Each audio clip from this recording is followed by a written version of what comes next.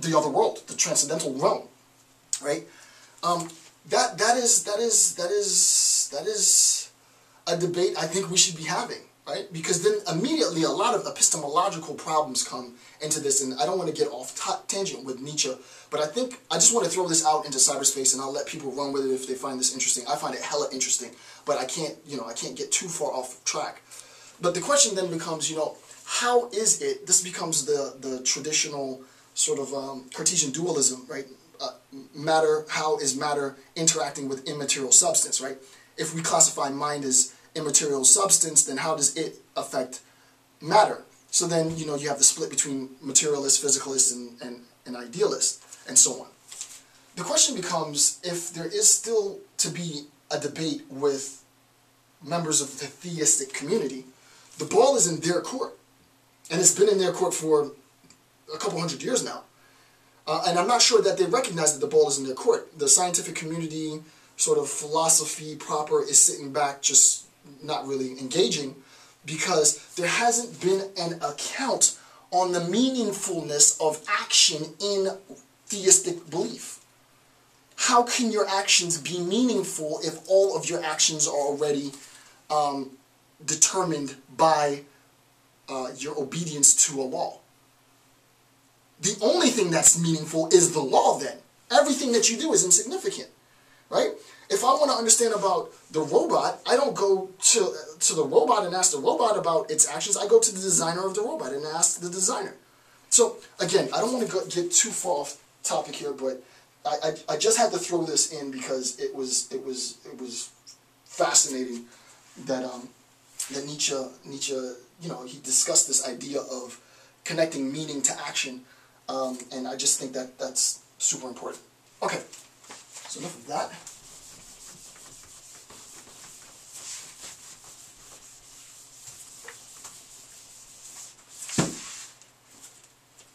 All right, the next part has to do with contradictions and danger within Christian dogma. So I want to do that bit now. So contradictions, C-O-N-T.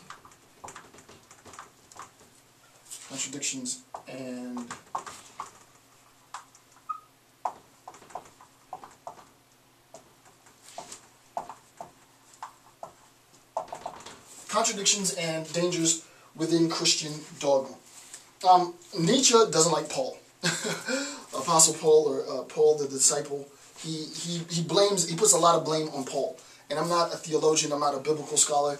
I know Paul has significance in the Bible, but a lot of the discussion on Paul sort of is over my head because I just don't really fully understand.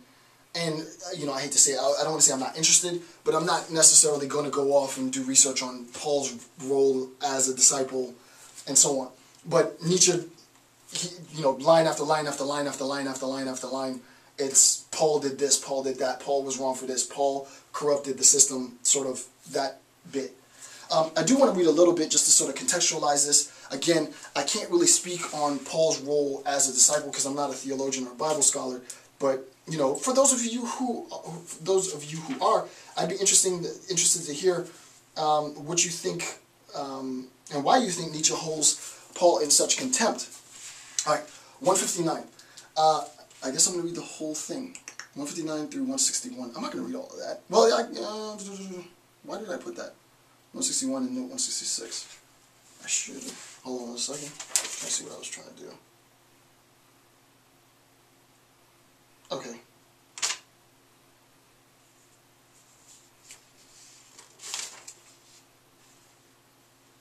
Just a second. Okay.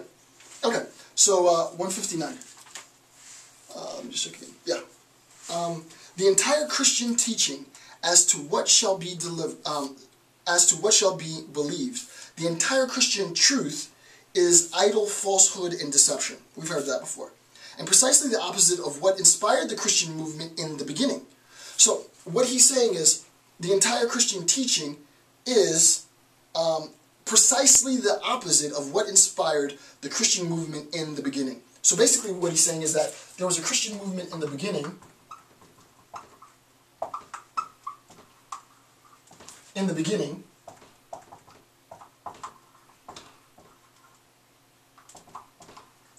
And then there is sort of the Christian movement now, right? The Christian movement as it was in the beginning, and then this new Christian movement. The entire Christian teaching as to what shall be believed, the entire Christian truth is idle falsehood and deception. And precisely the opposite, this teaching, of what inspired the Christian movement in the beginning.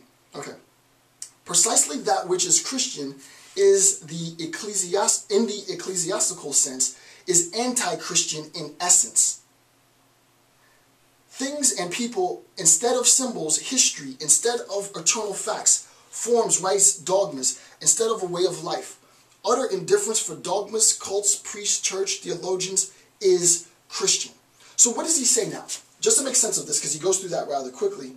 Things and people instead of symbols.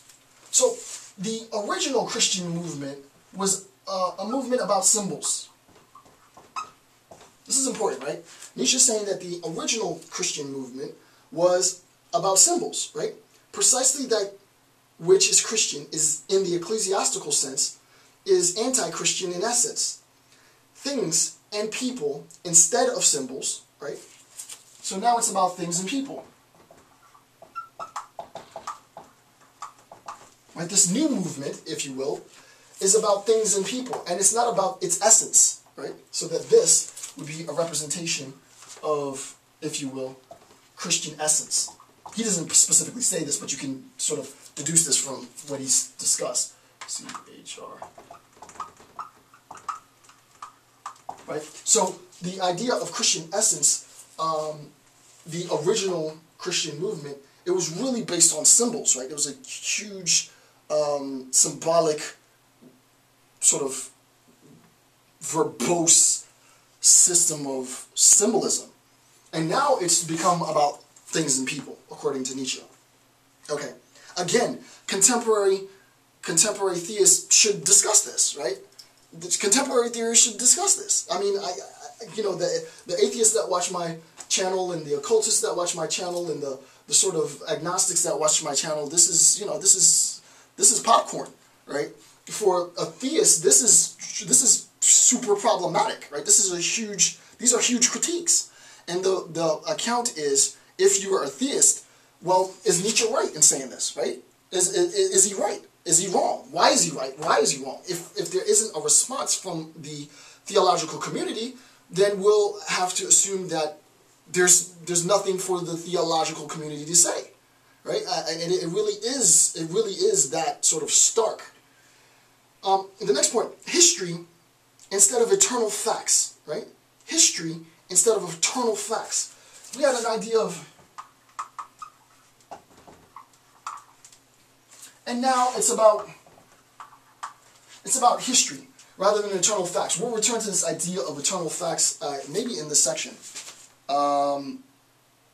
Yeah, and just in a little bit we're going to return to this idea of eternal facts and really pervert the, well, I have to be careful how I say that, but Nietzsche would say really pervert the idea of eternal facts. Eternal facts, forms, rites, dogma, instead of a way of life, and on and on. Utter indifference to dogma, cults, priests, church, theologians has become Christian, right? So instead of looking at actually I transposed that. Let me make sure. Yeah, I transposed that. Let me make sure I get this right. Things and people instead of symbols, right? History instead of eternal facts.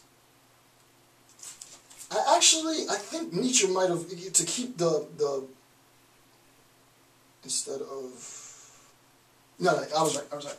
So, history, right, history instead of eternal.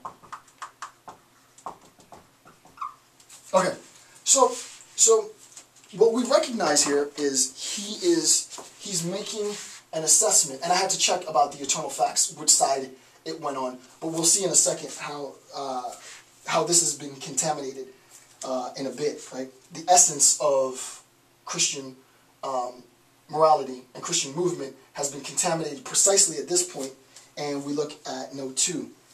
It seems that Nietzsche is suggesting that Christians aren't actually conforming to Christ's tenets, right? That Christians aren't living